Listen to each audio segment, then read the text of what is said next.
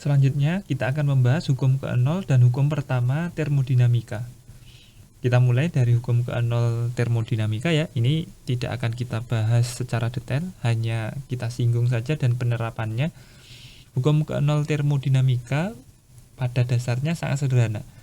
Jika benda A dengan benda C dalam kondisi kesetimbangan termal suhunya sama, kemudian benda C dengan benda B dalam keadaan kesetimbangan termal juga suhunya sama, maka bisa disimpulkan A dengan B suhunya sama. Diterapkan dalam pemakaian termometer, katakanlah kita mau mengukur suhu dari tubuh kita ya. Ini misalkan badan kita di sini. Biasanya ditaruh di dalam ketiak ya. Ini adalah, ya anggap saja ini diletakkan di ketiak kita. Ketiak kita ini sebagai A, kemudian logam di ujung termometer ini sebagai C, kemudian alkohol ataupun raksa yang ada di dalam wadah termometer ini sebagai B.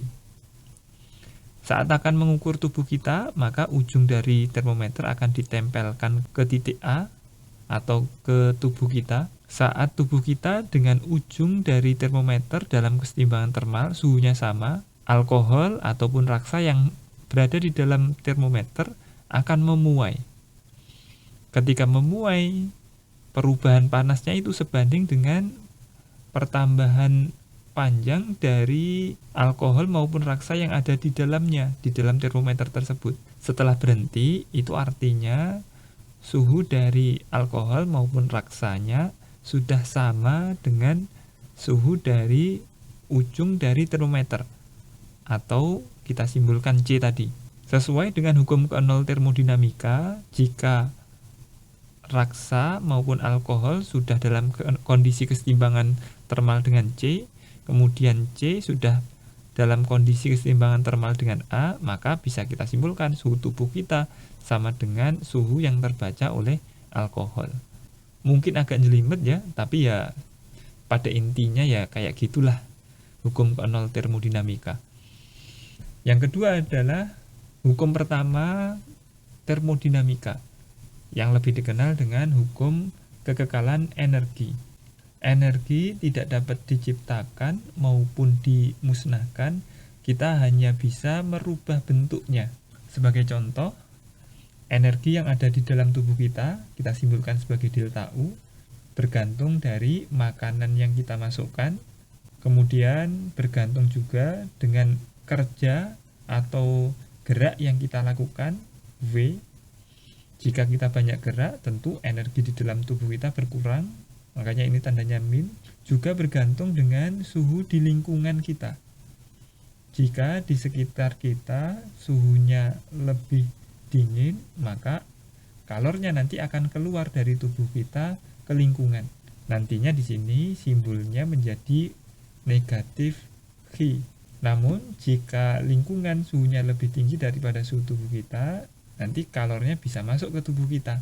Nanti Q-nya bertanda positif. Kita tidak akan membahas food energy ya, energi dari makanan. Kita akan membahas di mana besaran yang sering kita gunakan nantinya adalah delta U, energi dalam, Q-nya adalah kalor, dan W-nya adalah kerja. Secara umum, memang persamaannya adalah delta U sama dengan Q min W, tetapi kita lebih suka simbolnya itu dalam bentuk positif semua. Jadi Q, kemudian W-nya dipindah ruas, sama dengan delta U ditambah W. Q-nya tidak lain adalah kalor, delta U adalah energi dalam, kemudian W-nya ini adalah kerja. Nanti kita akan sering juga menggunakan kerja itu dalam bentuk P dikali delta V. P tekanan, delta V ini perubahan volume. Kemudian delta U, masih ingat ya, perubahan energi dalam, ada gas monoatomik dan diatomik. Untuk yang monoatomik 3/2 NR delta T. Kalau diatomik nanti menggunakan 5/2. Selanjutnya kita akan membahas tentang aturan tanda. Kalor ini nanti bisa bernilai positif, bisa bernilai negatif. Jika kalor itu dari lingkungan masuk ke sistem, sistemnya itu Karena yang kita bahas tentang gas ya, maksudnya itu adalah gasnya itu dari lingkungan masuk ke gas atau gas menerima kalor, maka nanti Q-nya bertanda positif.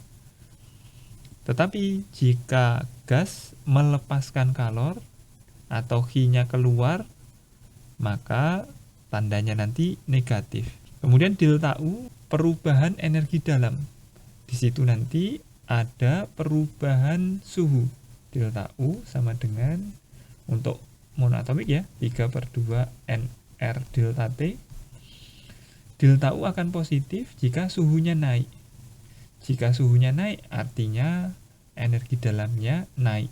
Nanti tandanya positif. Jika delta T-nya berkurang, delta T-nya min atau suhunya turun, maka energi dalamnya juga akan turun. Nanti tandanya negatif. W ini adalah usahanya jika volumenya bertambah, volume gas maksudnya ya, volume gasnya bertambah, ini kan P kali delta V, ini delta V ya, ini kan sama dengan W. Jika delta V-nya ini positif, delta V-nya positif itu artinya V2 ini lebih besar daripada V1, maka W-nya nanti bertanda positif atau sistem melakukan usaha. W juga bisa bernilai negatif jika V2-nya itu lebih kecil daripada V1. Atau misalkan ini ditekan gitu ya. Gasnya dikenai tekanan atau nama lainnya itu ya sistem dikenai usaha atau menerima usaha. Nanti tandanya negatif. Sebagai contoh kita mengerjakan soal yang nomor 1. Jika kalor sebanyak 2000 Joule meninggalkan sistem. Kalor ini simbolnya tadi adalah Q. Meninggalkan sistem artinya tandanya harus negatif. Dan sistem melakukan kerja. Kerja simbolnya adalah W. Melakukan kerja simbolnya adalah positif. Berapa perubahan energi dalam? Delta U-nya berapa? Ingat ya, Q sama dengan delta U ditambah W. Kita akan mencari delta U-nya, Q-nya kita tulis ini min 2000 sama dengan delta U ditambah W-nya sama dengan 1000. Untuk mencari delta U, 1000-nya ini kita pindah ruas ya. Kita dapatkan delta U-nya sama dengan min 2000 min 1000 sama dengan min 3000. Satuannya adalah Joule. Tanda negatif artinya energi dalamnya berkurang.